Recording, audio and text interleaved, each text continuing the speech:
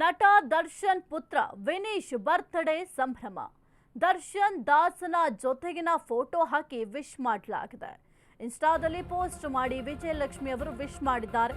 ನಟ ದರ್ಶನ್ ಪುತ್ರ ವಿನೀಶ್ ಬರ್ತ್ಡೇ ಸಂಭ್ರಮ. ದರ್ಶನ್ ಜೊತೆಗಿನ ಫೋಟೋ ಹಾಕಿ ವಿಶ್ ಮಾಡಿದ್ದಾರೆ. ಇನ್ಸ್ಟಾದಲ್ಲಿ ಪೋಸ್ಟ್ ಮಾಡಿ ವಿಜಯಲಕ್ಷ್ಮಿ ವಿಶ್. ಕಳೆದ ವರ್ಷ ದರ್ಶನ್ ಜೈಲು ಪಾಲಾದ ಬಳಿಕ ಸಂಕಷ್ಟ. ಕಷ್ಟಗಳನ್ನ ಮೆಟ್ಟಿ ನಿಂತ ವಿನೀಶ್ ಬಗ್ಗೆ ಅಮ್ಮನ ಹೆಮ್ಮೆ. ನಿನ್ನೆಯಷ್ಟೇ ಪುಟ್ಟ ಕೈಗಳನ್ನ ಹಿಡಿದಂತೆ ಭಾಸ ಆಗ್ತಾ ಇದೆ ಅಂತ ಹೇಳಿದ್ದಾರೆ. ನಟ ದರ್ಶನ್ ಪುತ್ರ ವಿನೀಶ್ ಬರ್ತ್ಡೇ ಸಂಭ್ರಮದಲ್ಲಿದ್ದಾರೆ. ನೀವು ಕೂಡ ಗಮನಿಸ್ತಾ ಇದ್ದೀರಾ, ಟ್ವೀಟ್ ಅನ್ನ ಮಾಡಿರುವಂಥದ್ದು. ವಿಜಯಲಕ್ಷ್ಮಿ ಅವರು ಈ ಒಂದು ಫೋಟೋವನ್ನ ಹಾಕಿ ಟ್ವೀಟ್ ಮಾಡಿದ್ದಾರೆ. ಇನ್ನು ಮಗನಿಗೆ ಪ್ರೀತಿಯ ವಿಶ್ ಅನ್ನು ಕೂಡ ಮಾಡಿದ್ದಾರೆ. ನಿನ್ನೆಯಷ್ಟೇ ಪುಟ್ಟ ಕೈಗಳನ್ನು ಹಿಡಿದಂತೆ ಭಾಸ ಆಗ್ತಾ ಇದೆ ಅಂತ ಆ ಒಂದು ಟ್ವೀಟ್ನಲ್ಲಿ ತಿಳಿಸಿದ್ದಾರೆ. ದರ್ಶನ್ ಮತ್ತು ವಿಜಯಲಕ್ಷ್ಮಿ ಜೊತೆಗೆ ಮಗ ಇರುವಂತಹ ಒಂದು ಫೋಟೋವನ್ನು ಹಾಕಿ ಕೂಡ ವಿಶ್ ಮಾಡಿರುವಂಥದ್ದು. ಜೊತೆಗೆ ನೀವು ಕೂಡ ಗಮನಿಸ್ತಾ ಇದ್ದೀರಾ, ದಾಸನ ಜೊತೆಗಿನ ಫೋಟೋ ಹಾಕಿ ವಿಶ್ ಮಾಡಿದ್ದಾರೆ. ಕಳೆದ ವರ್ಷ ದರ್ಶನ್ ಜೈಲು ಪಾಲಾಗಿದ್ರು. ಅದಾದ ಬಳಿಕ ಸಂಕಷ್ಟದ ಸರಮಾಲೆಯನ್ನೇ ಎದುರಿಸುವಂತಹ ಪರಿಸ್ಥಿತಿ ನಿರ್ಮಾಣ ಆಗಿತ್ತು. ಹಬ್ಬಗಳಲ್ಲಿ ದರ್ಶನ್ ಜೊತೆಗಿರ್ತಾ ಇರಲಿಲ್ಲ, ಒಂದು ಸಂಭ್ರಮದಲ್ಲಿ ಜೊತೆಯಾಗ್ತಾ ಇರಲಿಲ್ಲ. ಹಾಗಾಗಿ ಆ ಒಂದು ಬೇಸರ ಕೂಡ ಈ ಒಂದು ಪೋಸ್ಟ್ನಲ್ಲಿ ಕಾಣ್ತಾ ಇರುವಂಥದ್ದು. ಯಾಕೆಂತಂದರೆ ಮಗನ ಬರ್ತ್ಡೇ, ಪ್ರತಿ ವರ್ಷವೂ ಕೂಡ ಮಗನ ಬರ್ತ್ಡೇಯನ್ನು ಅದ್ಧೂರಿಯಾಗಿ ಆಚರಣೆಯನ್ನು ಮಾಡ್ತಾ ಇದ್ರು ದಾಸ ದರ್ಶನ್. ಆದರೆ ಇದೀಗ ತಂದೆ ಜೊತೆಗಿಲ್ಲ. ಆದರೂ ಕೂಡ ತಾಯಿ ವಿಜಯಲಕ್ಷ್ಮಿ ಅವರು ಮಗನ ಬರ್ತ್ಡೇಯ ಸಂಭ್ರಮವನ್ನು ಎಲ್ಲರ ಜೊತೆ ಕೂಡ ಶೇರ್ ಮಾಡಿಕೊಂಡಿದ್ದಾರೆ. ಮಗನಿಗೆ ವಿಶ್ ಮಾಡಿದ್ದಾರೆ, ಪ್ರೀತಿಯ ಹಾರೈಕೆಯನ್ನು ತಿಳಿಸಿದ್ದಾರೆ. ಆ ಒಂದು ಪೋಸ್ಟನ್ನು ಕೂಡ ನೀವು ಗಮನಿಸ್ತಾ ಇದ್ದೀರಾ. ಇನ್ನು ಭಾವನಾತ್ಮಕವಾಗಿ ಮಗನ ಹುಟ್ಟುಹಬ್ಬಕ್ಕೆ ವಿಜಯ್ ಅವರು ವಿಶ್ ಕೂಡ ಮಾಡಿದ್ದಾರೆ.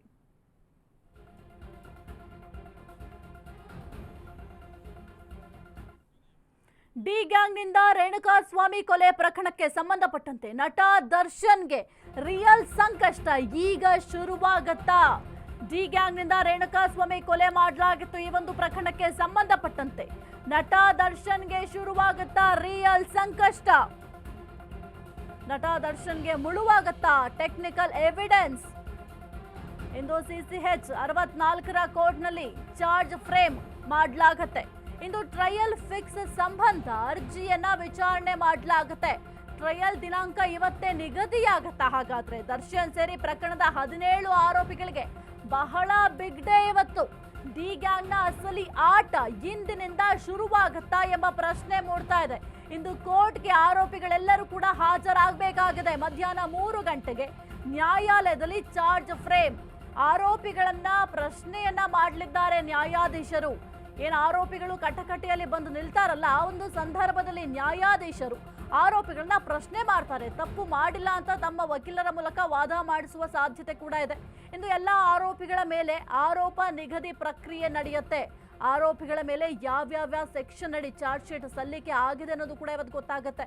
ಇದರ ಜೊತೆಗೆ ಪ್ರಕರಣದ ಬಗ್ಗೆ ಆರೋಪಿಗಳಿಗೆ ತಿಳಿಸಿ ಹೇಳ್ತಾರೆ ಕೋರ್ಟ್ನಲ್ಲಿ. ಆರೋಪ ಒಪ್ಕೋತೀರಾ ಅಥವಾ ನಿರಾಕರಿಸ್ತೀರಾ ಅಂತ ನ್ಯಾಯಾಧೀಶರೇ ನೇರವಾಗಿ ಆರೋಪಿಗಳನ್ನ ಪ್ರಶ್ನೆ ಮಾಡ್ತಾರೆ. ಒಂದು ವೇಳೆ ಒಪ್ಕೊಳ್ತೀರಾ ಅಥವಾ ಇದನ್ನೇನಾದ್ರೂ ಹೀಗೆ ಮುಂದುವರಿಸ್ತೀರಾ ಅಂತ ಕೇಳಿದಂತಹ ಸಂದರ್ಭದಲ್ಲಿ ಕೊಲೆ ಕೇಸ್ ಆಗಿರೋದ್ರಿಂದ ಯಾರು ಕೂಡ ಈ ಒಂದು ಆರೋಪವನ್ನು ಒಪ್ಕೊಳ್ಳೋದಿಲ್ಲ. ಹಾಗಾಗಿ ಇಲ್ಲ, ನಾವು ಕೇಸನ್ನು ನಡೆಸ್ತೀವಿ ಅಂತ ಹೇಳುವ ಸಾಧ್ಯತೆ ಕೂಡ ದಟ್ಟವಾಗಿದೆ.